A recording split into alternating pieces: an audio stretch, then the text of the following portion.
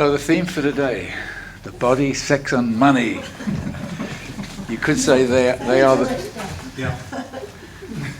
the three biggies, or three of the biggies in our worldly life. I made a handout some time ago, which you will all get a little later, but it's so good. It's such a good handout. It contains the metaphysics of A Course in Miracles. It contains really important information about the body, sex and money, and how to awaken from the body, sex and money. So basically I'm going to read it and expand on it as we go through, and we'll do a couple of paired processes during it.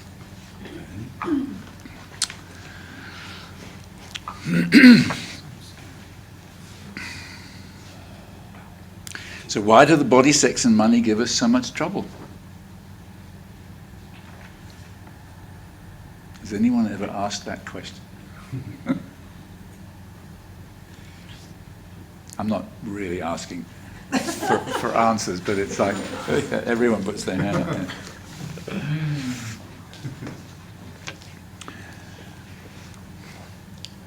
To understand why they give us so much trouble from the Course in Miracles perspective, I'm going to have to throw the metaphysics at you.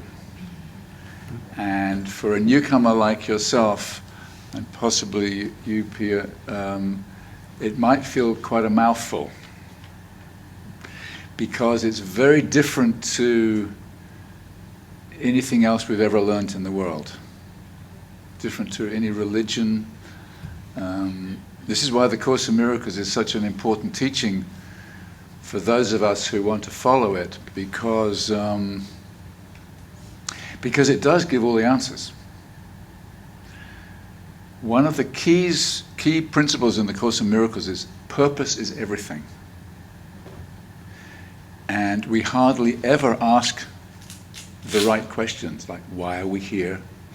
What's the purpose of the world? What's the purpose of the body? What's the purpose of money?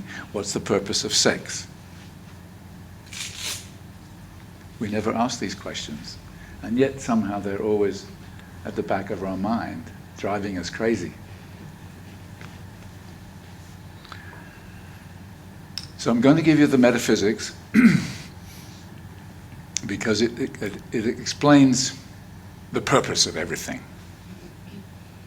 One of the key principles of the Course in Miracles, like Buddhism, is that this is all a dream. Quite literally a dream. A bit like in the Matrix. There's a whole other experience than this that we can awaken to. This is what awakening means. When we awaken, we have a totally different experience to what we're having here. And quantum physics is beginning to prove this, that there is nothing out there unless there's an observer. And it doesn't mean the bodily observer, it means the mind observer. So quantum physics is also beginning to see that this is a dream. Quite literally, not metaphorically, literally a dream. That you're not sitting there unless I'm looking at you. But we're all part of a hologram, so everyone sees you sitting there. Right? So I'm going to go to the ontological reason. Ontological means the kind of original reason. Described in A Course in Miracles. So if this is a dream, it's not really happening. We're just dreaming that it's happening. We think we're here. We experience ourselves being here in the dream. But to awaken from the dream, the Course in Miracles comes up with an explanation of how we think we got here. So if it's not really happening, it's just a myth. So the Course in Miracles is describing a myth of how we think we got here. So this is how the myth goes. Course in Miracles tells us that we had a tiny, mad idea what would it be like to go and play on my own? The Son of God, or the extension of God, popped into the mind, what would it be like to play on my own? And experience oneself as separate, unique, and individual. And it imagined pushing God away and experiencing itself as self-created rather than God-created. So the Son of God had this tiny mad idea, how would it be like to be self-created and not God-created? Separate.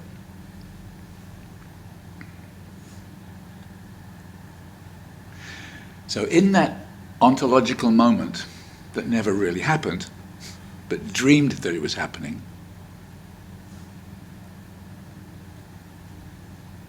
there's this sense of me or you. See, God doesn't know about separation. God doesn't believe in separateness. So God didn't want the Son of God to go off and play on his own. Doesn't know about it, can't even dream of it. But the now split mind that's dreaming of a separateness has this feeling of me or you. God doesn't want me to have this, but I want it, so we have separate interests. I want to be separate. God doesn't believe in separation. So this me or you principle starts right there. Me or you and separate interests starts right there, the original split from source, from God.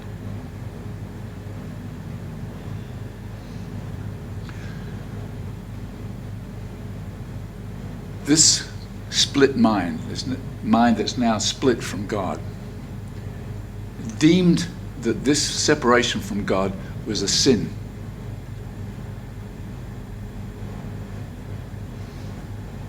Just because it deemed it so, no other reason. So the separation from God is a sin, and therefore the feeling of guilt comes. I've done something wrong, I'm guilty, and then I now expect punishment from God for separating from God. This is all made up. And it's all made up so that we never unchoose the original choice for separation. This is a key point, that if we undo that original choice, we zoom back into God and we disappear. This is our greatest fear. So we deemed it a sin and felt guilty and fear punishment. This is the origin of sin, guilt, and fear. So part of the mind, the ego, created the myth that this separation was a sin. This is then followed by the guilt of the crime we think we've committed. And then comes the fear of punishment from God. The ego then becomes our God and the real God our enemy. So this is a myth. It's all made up so as we never undo that original choice. However, comes the next level of forgetfulness, or the next level of oblivion. To avoid the terrible experience of this sin, guilt, and fear, the ego has a plan. How can it hide from this sin, guilt, and fear? So it makes up a world of bodies. It projects a world of bodies.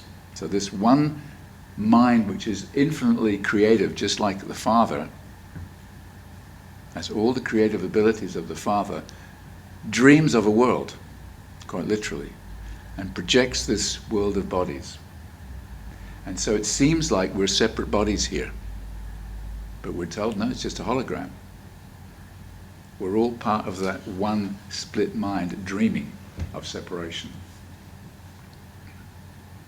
So to avoid the terrible experience of sin, guilt, and fear, the ego makes up a world of bodies where we can hide. So this world is a hiding place, according to A Course in Miracles. It's not a learning ground, like many people think.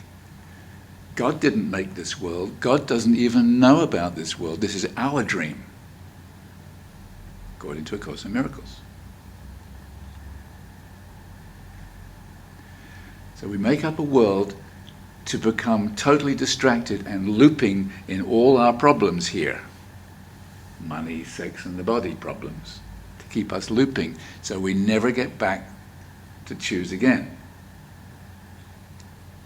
However, the ego may be very clever, but even when we get here in bodies, we still feel the guilt somehow. So we have to find a way to get rid of it. So the ego came up with another plan called projection. We suppress the guilt, forget that we've separated from God, and we project it out onto anything out there. So everything out there becomes the bad guy. This is the ego's plan. So you become the bad guy, or this situation becomes the bad guy, or the country becomes the bad guy.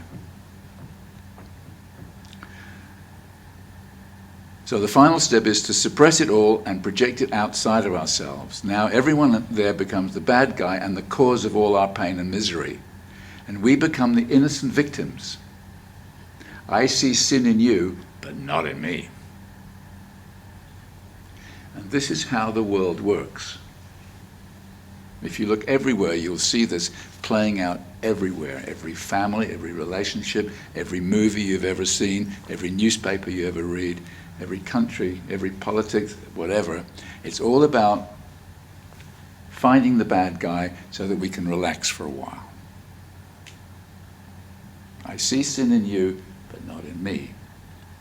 I get rid of the sin, but keep my individuality. This is the ego's plan. I keep Douglas whole and complete, and I make you the cause of my misery here. This is the ego's plan. There is another voice, by the way, that we can listen to. We'll come to that later. Whew. One of the things about the Course in Miracles is it's the most depressing book in the universe. Depressing, yeah. It tells us that this is not a happy place. This is a miserable world here. There will always be fighting here because it was made as a place of hiding.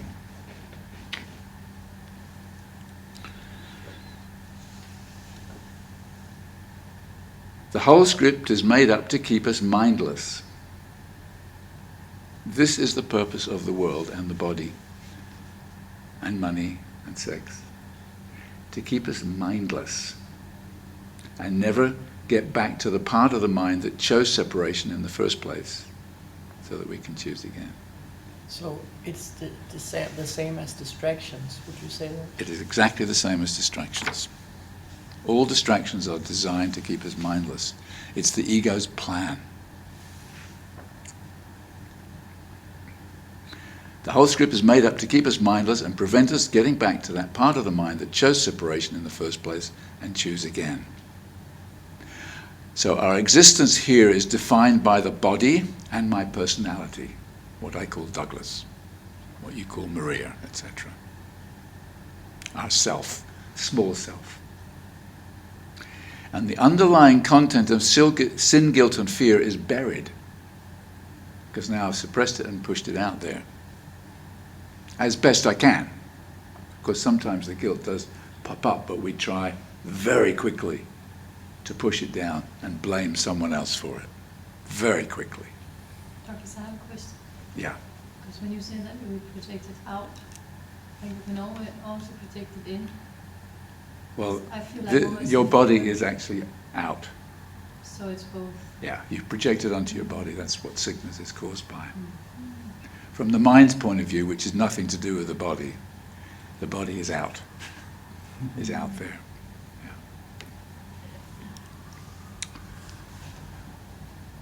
So our existence here is defined by the body and our personality, or small self, and the underlying content of sin, guilt, and fear is buried. I am not aware I am a child of sin, guilt, and fear. I think I am a child of my parents, the union of a sperm and an egg.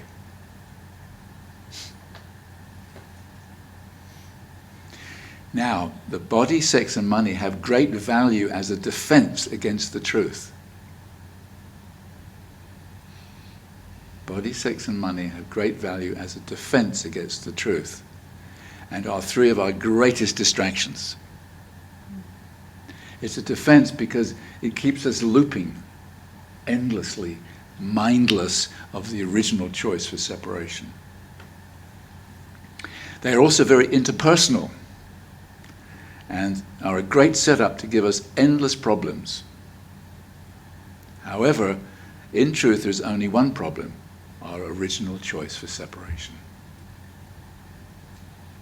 And as when I was doing my share earlier, I suddenly got in touch with, can I see that moment of choosing separation before I get into the fear, before I get into the attack or defense? So that's the metaphysics. Very fast. It's a lot to take on, but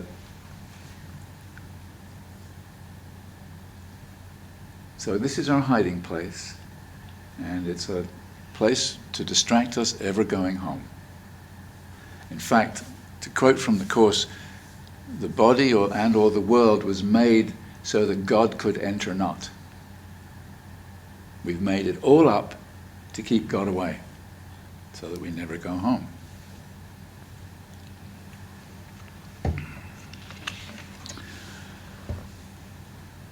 So let's put sex and the body together, because they're kind of intertwined.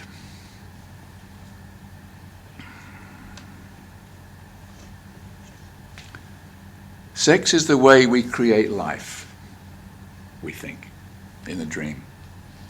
Making another body as a way of extending ourselves and thus confirming we are self-created.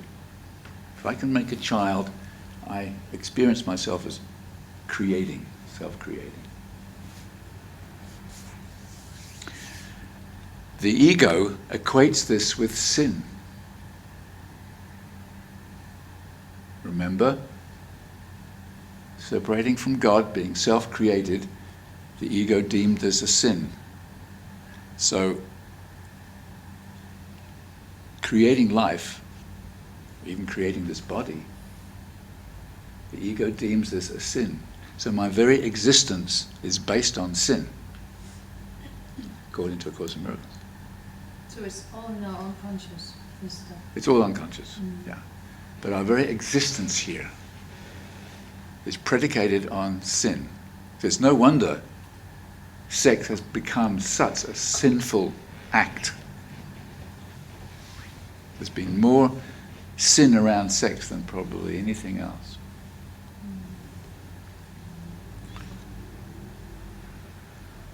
The body, therefore, is a synonym for sin. Again, this is all from the ego's perspective. Unconsciously, we are re-experiencing the original split where we go off and create on our own. Just being in a body, breathing, etc., is a symbol deep down of the guilt of pushing God away. Our very existence as a separated self is a sin. We think. The ego part of our mind thinks. And this is going on for all of us. We're all the same. We all have the ego voice that we can listen to. There is another voice, but we'll come to that later. The problems around sex have nothing to do with sexual behavior. It's the underlying thought that we are sinners. That's the problem. It's the content in the mind and not the form with the body. This is what A Course in Miracles has really helped me and many students get clear about, is form and content. The form is what we do here, our behavior. But what are we thinking when we're doing it? You know, I could say, I love you, but my body language is saying something else. It's actually saying I hate you. That's the content. The form is, I love you, the words. But the content, a great piece of music, like Beethoven, it says the notes are nothing, but there's something behind the notes, or even between the notes, that makes it a great piece of music. That's content. Same with A Course in Miracles. A Course in Miracles is a lot of words, But the depth of the words are extraordinary. I've been working with it for 27 years, and every time I read a sentence, I see it at a new level. That's how deep it is. So sexual behavior is form.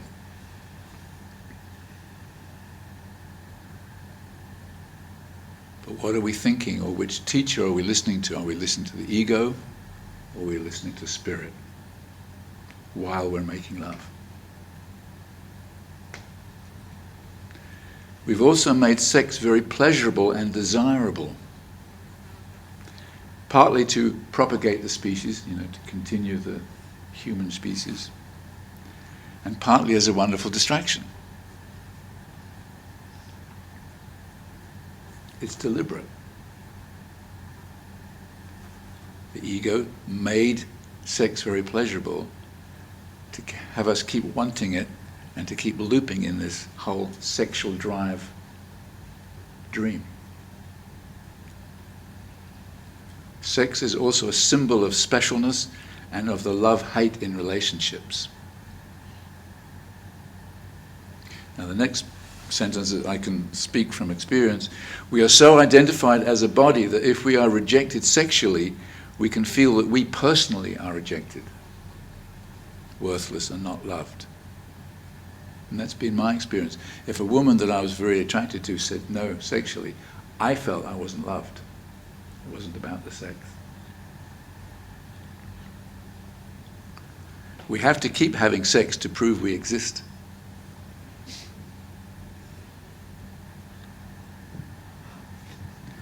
We confuse levels, or what Course in Miracles calls level confusion, mixing cause with effect, or form and content. When we spiritualize sex and make it holy or unholy. Sex makes the body feel very real, and that's the ego's purpose, that's its plan. The ultimate distraction from going home.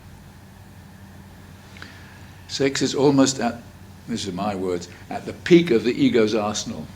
Arsenal is a weaponry.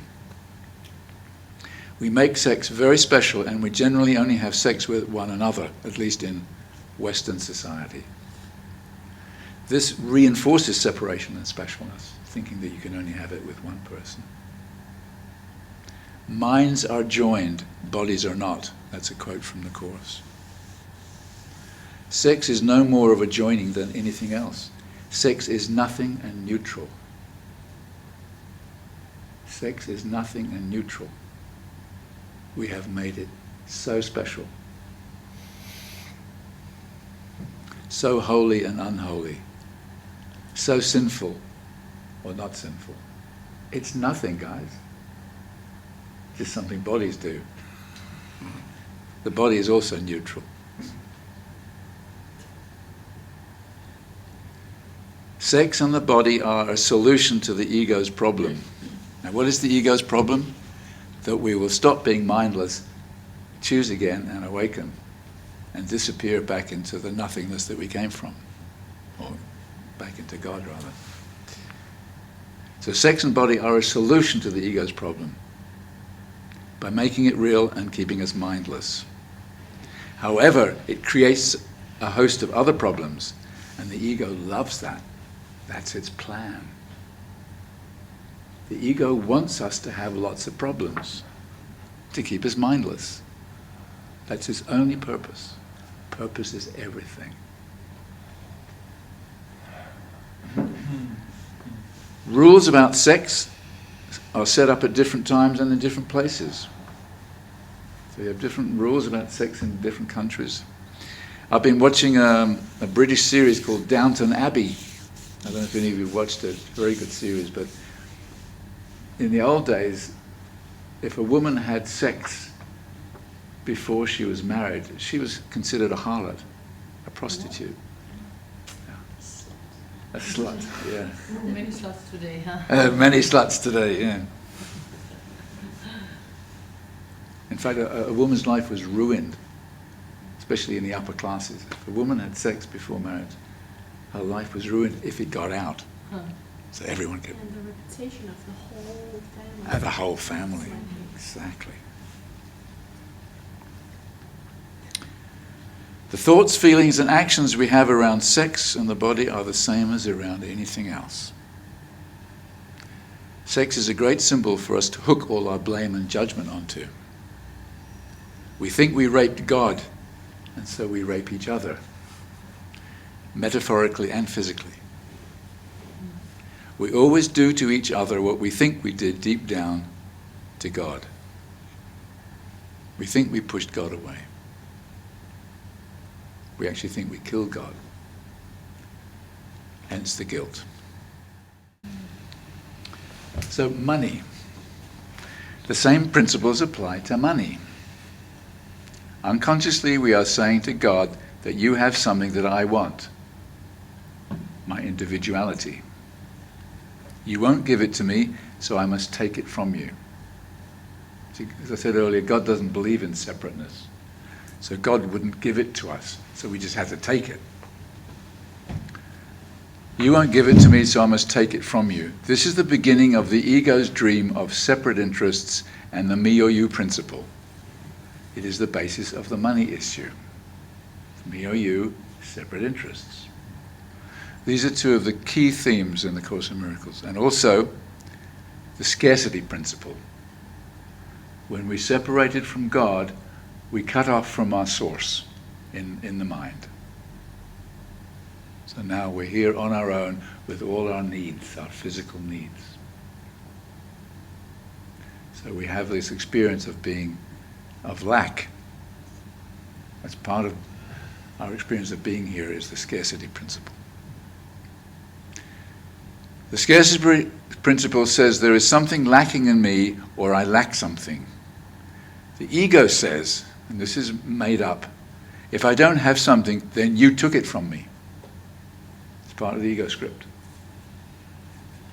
And vice versa. The body was made as an instrument of scarcity, with its constant needs. Food, air, touch, etc., etc. It's all purposive, it's all a setup to keep us mindless. So the body is an instrument of needs, quite literally. We made a world of scarcity so we could feel deprived and then find someone else to blame for it. It's deliberate. Remember, the last step down the line is, I'm the innocent victim and you're the bad guy, so I get rid of my guilt, keep my individuality. This is the ego script. So this is playing out with money as well.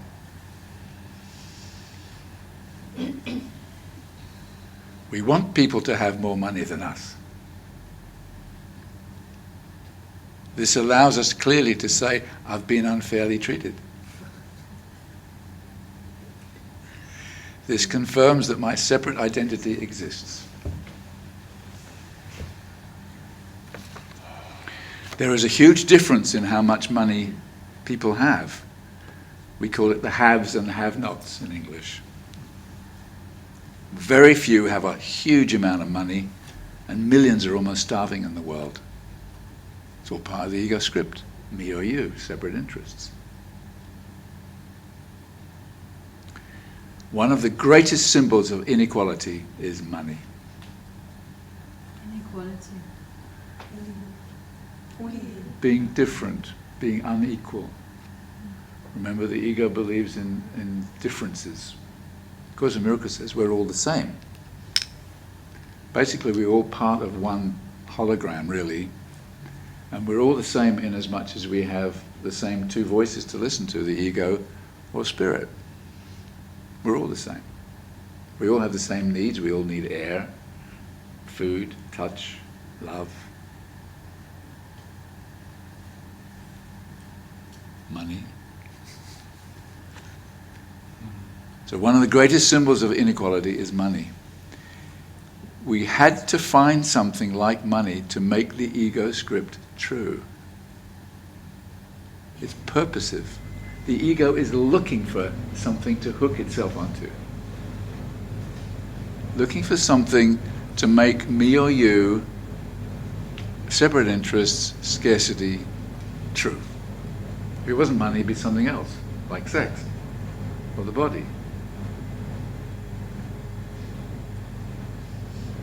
In nearly every business deal, we are trying to get what we want at the expense of the other. Money is nearly always from me or mine, my family, which is really part of my sense of self. We bargain and give as little as we can for as much as we can get from the other. Now again, this is the same for money, sex, relationships, religion, politics, and God. We originally got what we wanted at God's expense. We think. It's all made up. It's a myth. So we're bargaining all the time.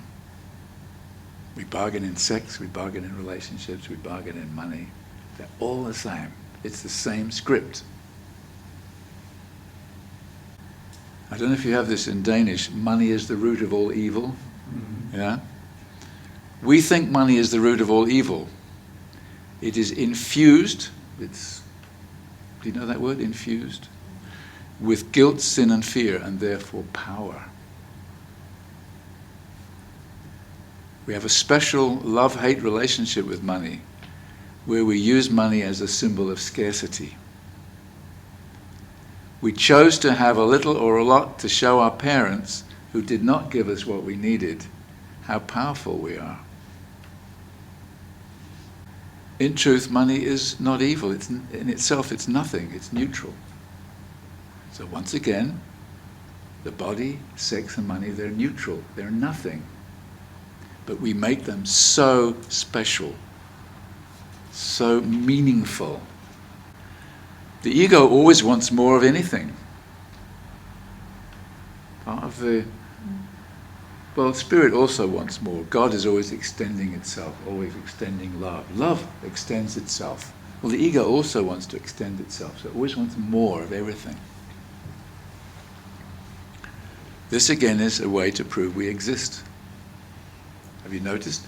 If you want to keep extending what you're doing in the world, your money, you want more money, more in your work, whatever. It's all about making yourself more. Poverty is a kind of bargain we make with God. I will pay for my sin of pushing God away with my crucifixion and suffering. So again, we want to be innocent victims to prove that we exist. It's a setup.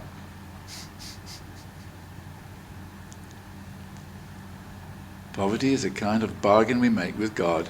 I will pay for my sin of pushing God away with my crucifixion and suffering. And it doesn't have to be money. It could be not getting anything that we want. It could be a way of crucifying ourselves. It's very hard not to feel guilty if we have a lot of money. However, rich and poor are two sides of the same coin. The rich feel guilty because they think they stole it, and the poor feel victimized by those they think stole it from them. Again, it's a setup. So that was all the bad news. Well, what I said earlier was that the Course in Miracles is the most depressing book in the world, but it's also the book that gives us the most hope, I think. The most hope of peace. Because it says there is another way. There is another voice in our minds that we've more or less blocked off most of the time. And that's the memory, really, of where we came from, the memory of heaven. It's still alive and kicking and well at the back of our mind somewhere. But the ego has this very clever plan to stop us ever hearing this other voice.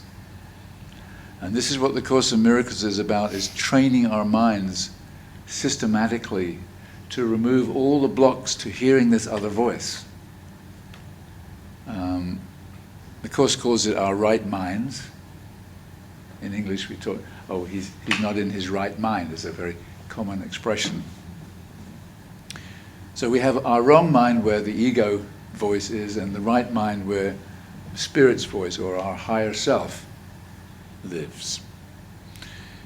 And this process of looking, catching ourself, choosing the ego in all its very complex ways, whether it's money, body, sex, or all the other distractions that we have in the world.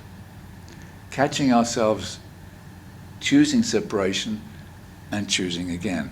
Because when we're looking, when we catch ourselves, we are at the place in our mind where the choice is being made. Oh, there I go choosing separation in that form. There I go choosing separation in that form. When we're looking, now we have a chance. Most of our work before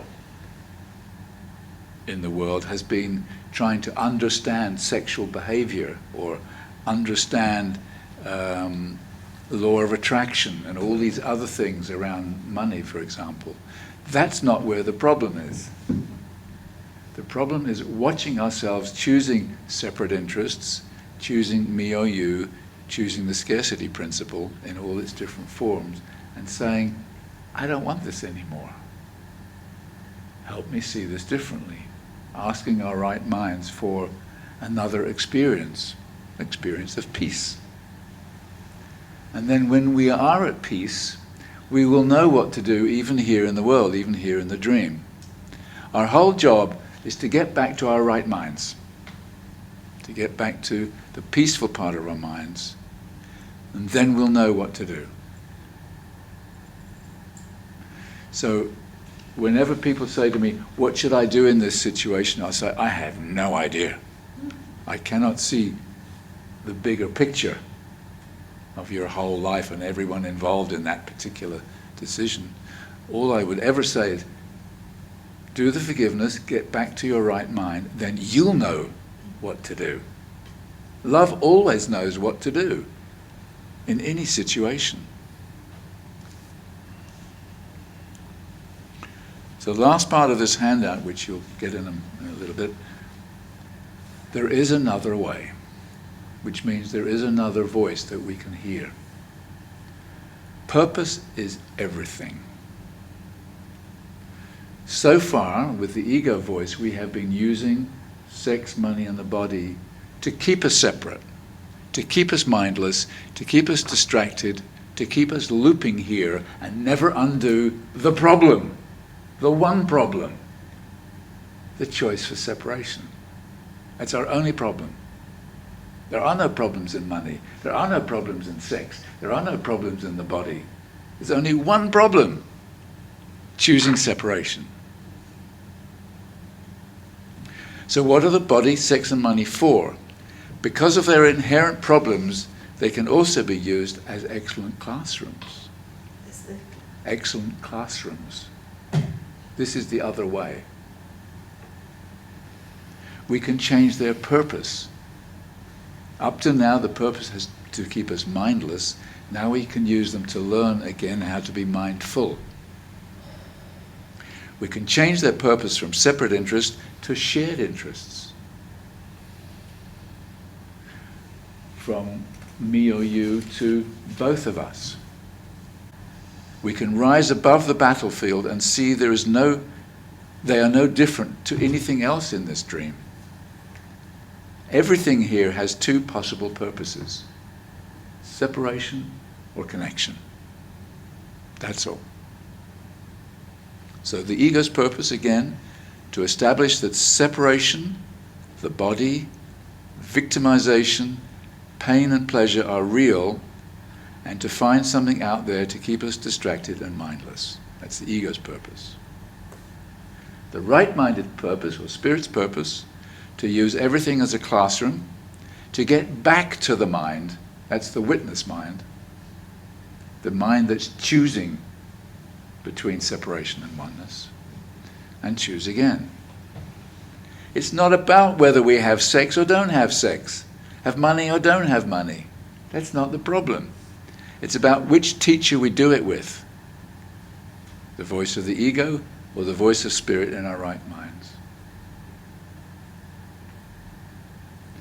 The body, sex, and money are wonderful vehicles for helping us to get in touch with the unconscious guilt in our minds.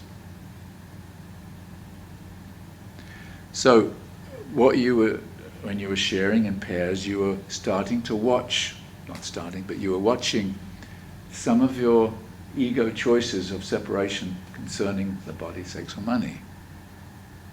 And this is our job, to become vigilant for all the clever ways that we choose separation, which is our only problem, the one problem. And we do it in many clever ways. You do it your way, Steve, you do it your way, Jan, and everyone does it their own unique way, but underneath they're the same.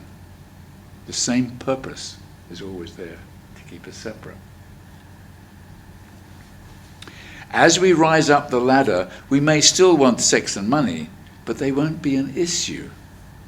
And the intensity we might feel about them will eventually diminish. So we can still have sex, guys and girls. Yeah. We can. Not now, Jan.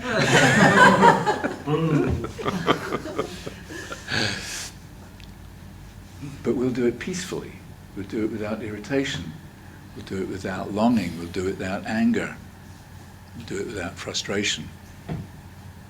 When we earn money or spend money, we'll do it peacefully, without any feeling of they're taking it from me or I'm taking it from them, without guilt. A Course in Miracles is neither for or against money or sex. In fact, I don't think it even mentions sex. The only thing that matters is their purpose.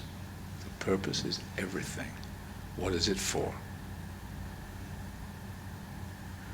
All we need, and this is the forgiveness, all we need is the willingness to look gently at our thoughts and behavior around the body, sex, and money without guilt and judgment. And then they will stop being an issue.